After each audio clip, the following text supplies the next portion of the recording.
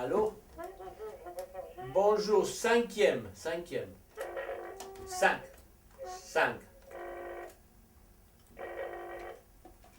C'est important de Daniel. Bon, j'essaie. Se fait en se faisant. Le film se crée quand on filme et quand on monte. C'est-à-dire qu'il y a un projet, il y a un désir d'écriture, et puis il y a le film même. Et pendant qu'on filme, les choses se mettent en place. Absolument. Et à partir de là, je pouvais plus facilement, dans une fiction, reconstituer son trajet, ses arrêts, ses rencontres, et comment le portrait impossible à faire de cette vagabonde est fait comme le prisme par le regard que porte sur elle celui qui la voit passer. Donc ça, voilà, c'est un projet, c'est une structure de projet. Donc le documentaire, on ne peut pas faire ça. J'aurais pu faire un documentaire sur ceux qui sont sur la route, mais pour faire cette forme,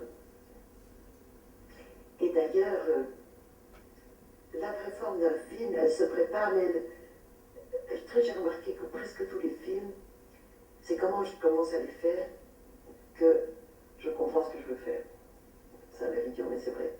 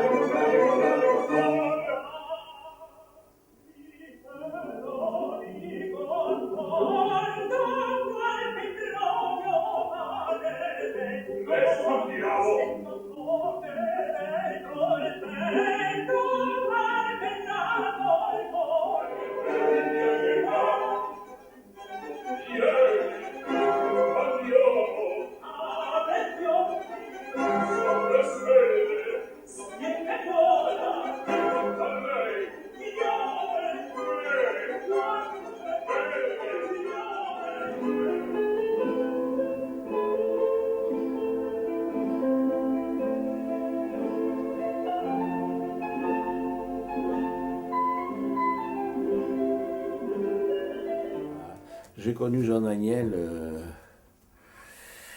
J'ai connu Jean Daniel après mon film Invasion. Ça veut dire en 69. Et puis 10 ans, on s'est beaucoup vu. Voilà. Et les autres, c'est tournage 73, finition 74. Et comment il en est venu il t'a proposé, je pense, de produire, ou tu as proposé? Comment c'est fait? Non, c'est à... ça a à voir avec l'amitié. Oui. Non. Il avait vu donc Invasion, il aimait beaucoup. C'est comme ça que je l'ai connu. Il s'est approché parce qu'il a vu Invasion. Il a vu Invasion un jour où j'étais pas là, dans une projection. Je crois qu'à la Cinémathèque. Et puis on s'est vu, puis on s'est vu plus, et puis on s'est vu tout le temps. Donc il faisait ses propres trucs, je suivais ses travaux, ses projets, sa vie, on se voyait tous les jours. Tous les jours, mais On se voyait tous les jours chez lui. Il avait de rue de Grenelle. rue, Rue de Grenelle. rue de Grenelle. C'est là où il habitait.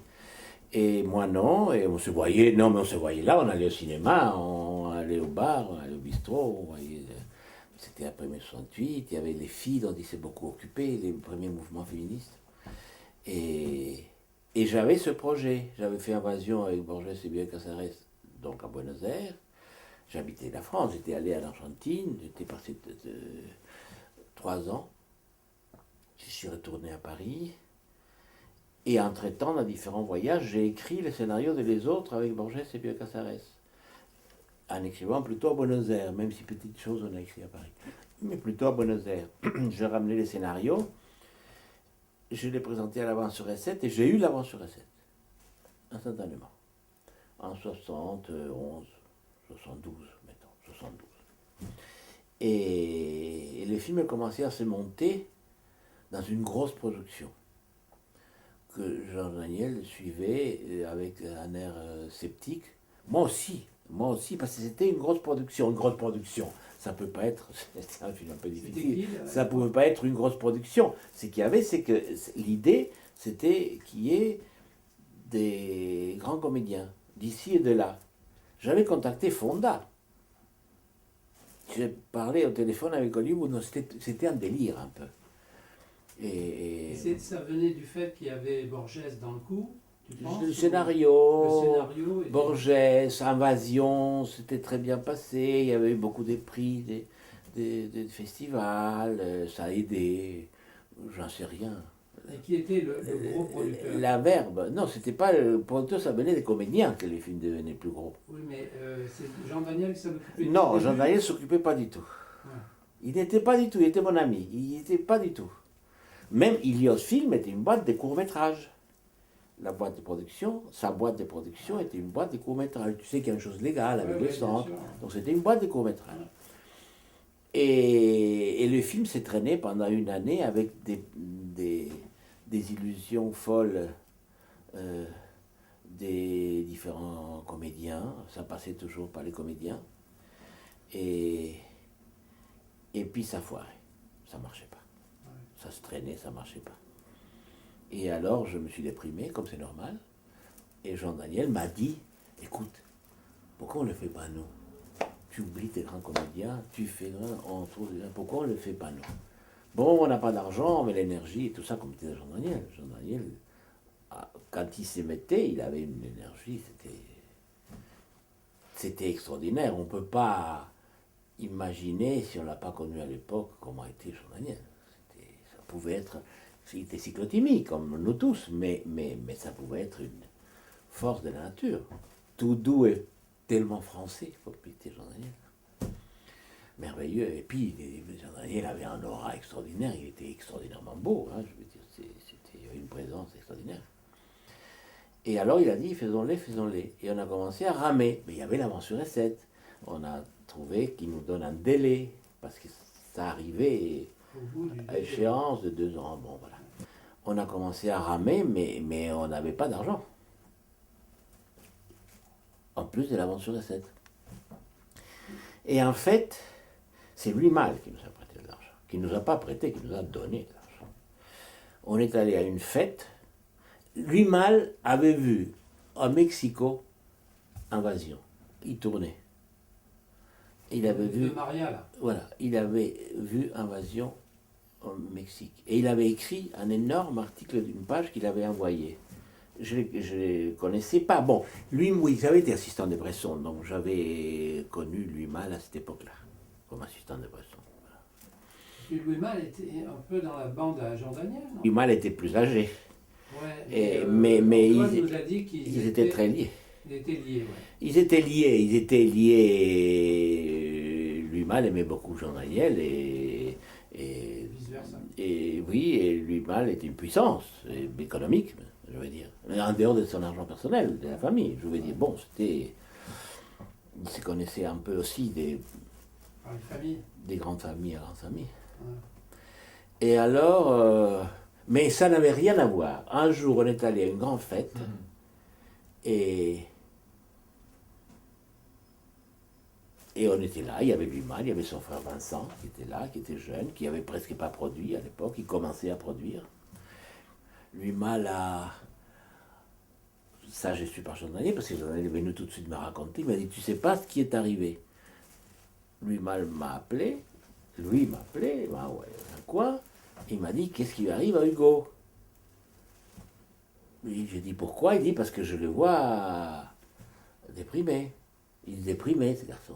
Et alors, Jean-Daniel a dit, bon, mais voilà, il y a ce film, j'essaie de l'aider, on a la mention scène. Et en 2 mots, il lui a dit, et Lumal a dit, je vous donne 30 millions. C'était 300 000 francs, mais il y avait les nouveaux francs. Mais nous, on disait encore, on parlait des millions encore, comme à l'époque.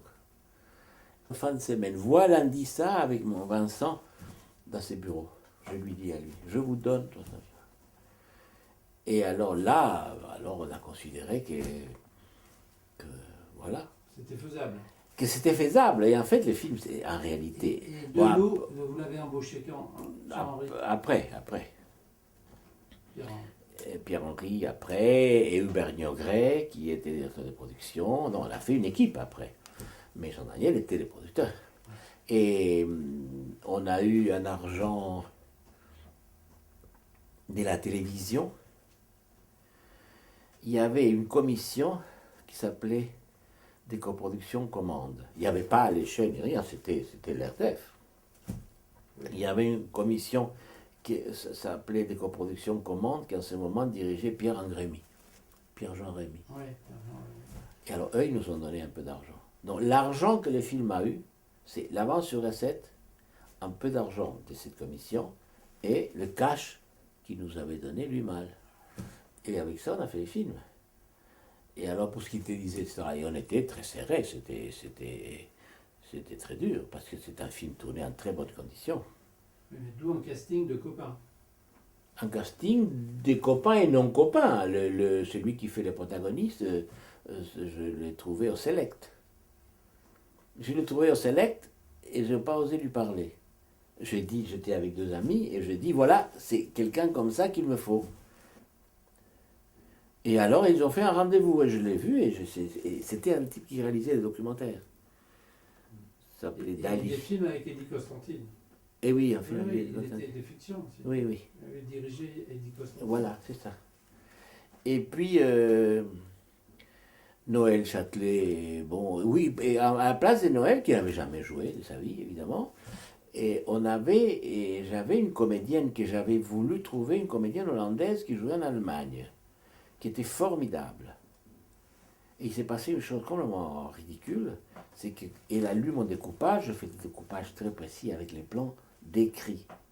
Donc elle a tombé sur les découpages et elle a lu la séquence d'amour, la séquence érotique qui est dans le film, qui est très longue et qui était très minutieuse dans l'écrit, qui est de toute façon un peu bataillenne, mais plutôt je vais dire comme ça, immobile, c'est pas que c'est très peu porno, c'est des anti-porno par excellence. Mais elle a lu la séquence dans le générique et elle n'a pas voulu faire le film. Et alors, je suis resté sans comédienne. Et on était en préparation. Et donc, j'ai dit, voilà, Noël. J'ai dit, voilà, on va faire jouer Noël. Tu la connaissais?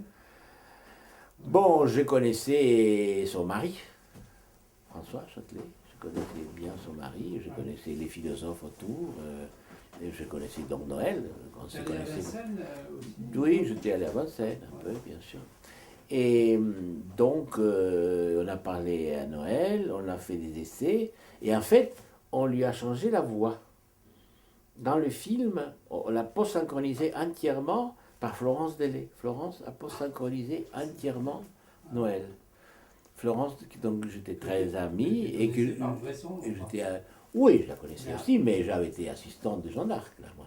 Oui, voilà. Je suis assistante de Jeanne d'Arc, donc je la connaissais sous les tournages de Jeanne d'Arc. Ah, ouais. Et donc, Florence a la voix qu'on entend, qui est beaucoup, c'est la pour synchroniser, comme photographe, j'avais des idées assez précises de ce que je voulais dans le film. C'est un film plutôt curieux, c'est un film et assez fou déjà dans le scénario, mais dans le traitement surtout. Et puis rien, et puis trouver un par un. Et puis c'est comme ça que Jean Daniel a fait ses personnages. A fait le personnage de Jean Daniel, que dans les scénarios Borges on appelait Adam, parce qu'il est le premier avatar de Spinoza. Spinoza, le personnage, Roger Spinoza, le libraire, se met à se transformer. Et le premier avatar, c'est Jean Daniel. Enfin, à la fin, quand il sort de la prison, qu'on a vu des plans qui sortent des orfèvres et qui vient vers la librairie, c'est Jean Daniel, c'était le premier avatar et c'est le dernier. Ça veut dire qu'il apparaît vers le début du film et vers la fin. Et voilà, on a ramé comme on pouvait. Chaque fois, on avait moins d'argent et on travaillait pour finir le film. Et c'était angoissant, tout ça. Et on a quand même fini le film. Il a fait un scandale à Cannes considérable. Considérable. Pourquoi? Les gens criaient. Considérable. Le premier grand scandale, j'étais déjà allé à Cannes plusieurs fois, avec Bresson évidemment. Mais c'était un vrai scandale. Les gens criaient, trouvaient ça scandaleux. Moi, je pense que par la forme du film, plus que par le contenu. C'est une forme fantastique, c'est lent, oui, c'est ça. C'est parfaitement... C'est une narration qui serait un conte fantastique qui est parfaitement déconstruite dans le film. Et qui commence par une espèce d'ouverture d'opéra qui est faite purement formellement, avec un modèle d'ouverture de Mozart, enfin, je veux dire, et qui dure presque 10 minutes, 9 minutes et demie, sans texte, sans rien, avec une musique, des couperins, une structure très complexe, voilà. Et puis des éléments de la facture du film, du tournage, beaucoup, travailler sur les tournages. Et c'est dans cette ouverture. Et puis on a voulu les projeter avec la lumière tamisée, pas complètement noire. Avec l'idée comme ça que c'était une ouverture d'opéra, les gens entraient, qu'il y avait ça qui s'est passé, donc on l'a fait un peu comme ça. Les gens ont commencé à crier au bout des 3 minutes, ils ont commencé à crier au bout des 3 minutes, ils n'ont pas arrêté de crier pendant les 2 heures que le film a duré. Et à la fin, on criait, tout ça, oui. Mais les films étaient allés à Cannes, voilà, on avait trouvé une sortie, ça a rendu plus difficile la sortie du film. Difficulté de sortie à cause du scandale de Cannes, évidemment. Déjà, on avait eu un grand problème parce que la boîte de Jean Daniel était une boîte de court-métrage. Donc, on devait monter la boîte à une boîte de capital de 300 000 francs. Et donc, on a commencé à ramer pour monter la boîte légalement, pour pouvoir recevoir l'avance sur recette. Et donc, il a fallu faire évaluer les scénarios, qui avait les noms de Borges, de Casares, et puis l'avance, et puis on a fait des pieds et des mains. C'était très ardu, enfin, ces tournages. Et Jean Daniel, ça donnait un mal de chien. Tout le temps. Tout le temps. Heureusement, il y avait Hubert Niogret, qui était déjà un très bon fabricant. Il avait fait plein de courts-métrages et plusieurs longs-métrages. Vous avez décidé, il dit c'est Jean Daniel qui a décidé ça, on dit de jouer la carte Intello et de le montrer à Barthes, à Foucault, je ne sais pas qui. Oui, ça a très bien marché. Ouais. Parce qu'ils ont tous écrit. Ouais. Oui, c'est décidé, j'en ai écrit. Donc, tous écrits, et alors ils publiaient les déclarations. Mais quand je dis tous, ça veut dire tous. Barthes, Foucault, Xenakis, Duras, les gens les plus invraisemblables. Lacan? Oui. Non, pas Lacan. Pas Lacan. Je vois qu'il dit Lacan dans le bonus. Mais, Qui Pierre-Henri Pierre-Henri. Non, mais peut-être Lacan l'a vu à parler, parce que ça, c'était pour la sortie. Oui, pour la sortie. C'est ce qu'on a fait pour pouvoir sortir à Paris et pour les sortir en bonnes conditions. Mmh. Et après, disons que les intellectuels, tout le monde l'a vu. C'est ce genre de choses qui s'est passé avant que, je veux dire, en sortant dans un circuit RSC, même si à l'époque des autres, déjà tout le monde se plaignait que les circuits RSC, ce n'était plus comme avant.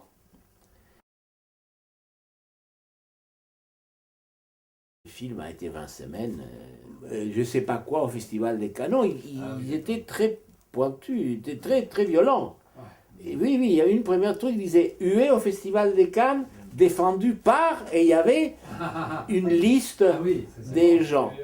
Donc ça, c'était la campagne. Et puis ils ont écrit, ils ont tous beaucoup écrit, même Bresson a écrit quelques lignes. Bresson a écrit quelques lignes.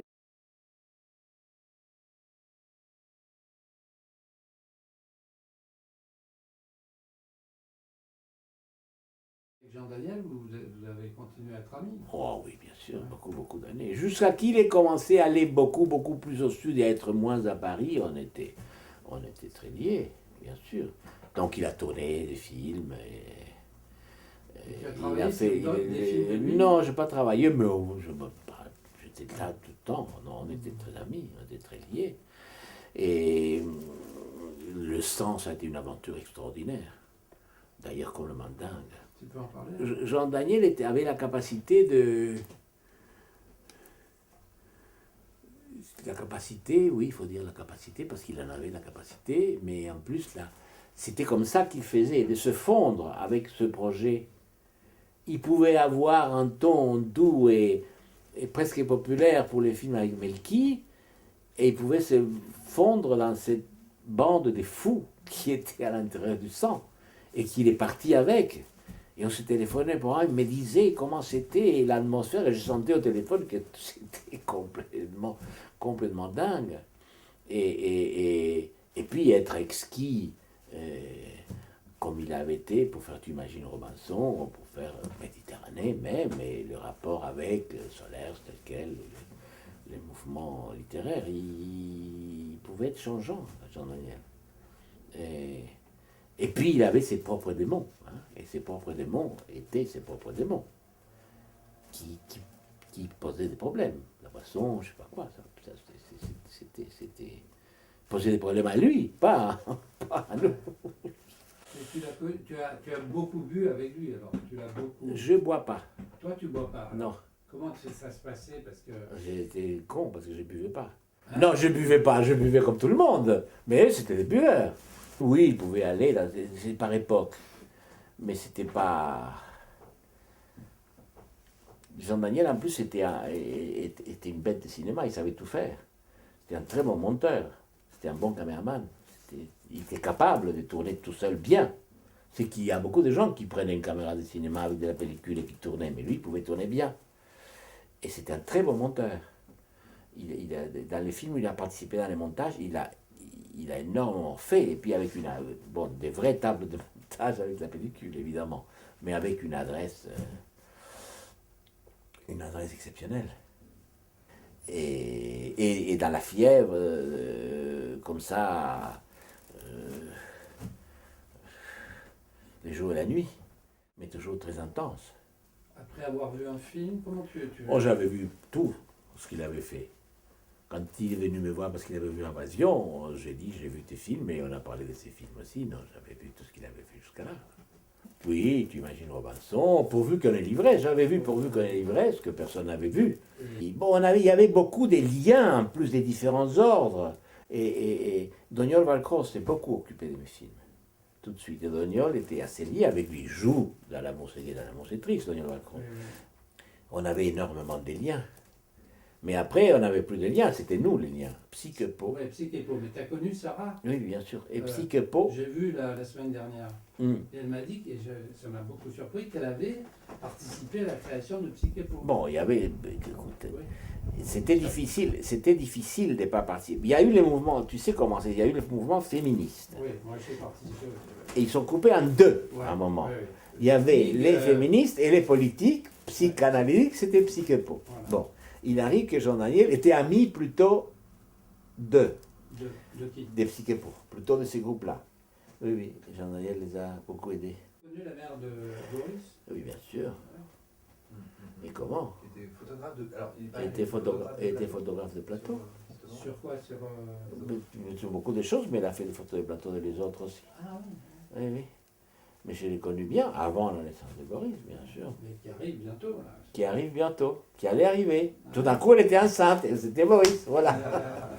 Bon, après sont venus les films jusqu'à l'Acrobate, qui s'est plutôt bien passé. Oui. Ça s'est bien passé.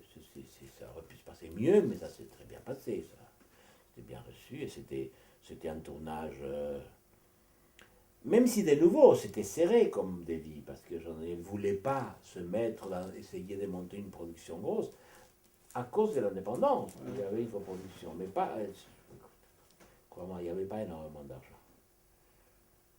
Mais Jean Daniel n'avait pas besoin d'avoir énormément d'argent. Ça ne veut pas dire qu'il n'aurait pas pu l'utiliser, il aurait pu. Le Horla, par exemple, il y a des films comme ça qui étaient faits, soignés, avant, bien avant, beaucoup d'années avant.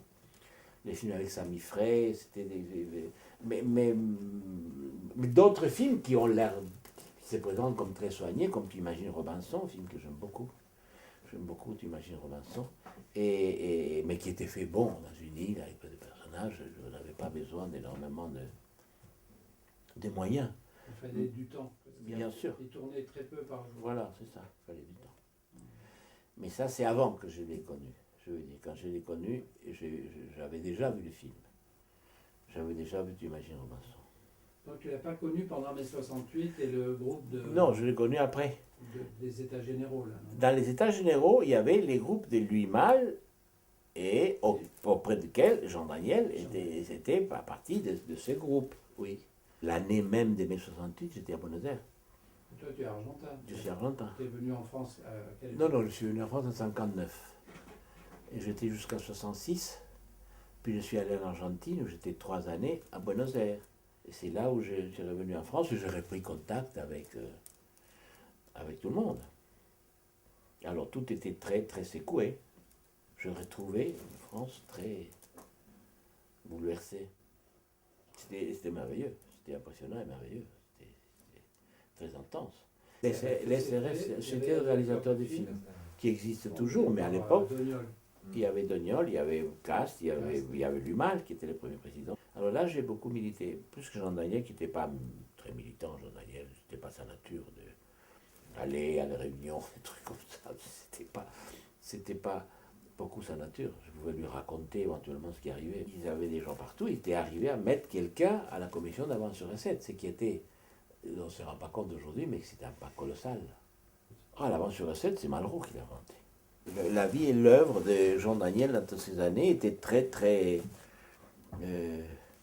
saccadées. Jusqu'à l'accident, mais c'est bien après. Et ça a été cataclysmique, évidemment. C'était cataclysmique. Compliqué, il y avait une maison dans le Perche, et puis la maison de Perche était vendue, et puis j'étais allé au sud. Tout c'était, toujours c'était intense. Oui, oui, il faut dire que l'accident a changé beaucoup son rythme, parce que ce qu'il arrivait, c'est que même en faisant une vie désordonnée, on peut dire, il était très fort. Il était très fort. Il arrivait à vivre avec, parfaitement bien, avec sa vie. Et après l'accident, non. Et je lui avais dit au début, parce qu'il avait essayé d'autres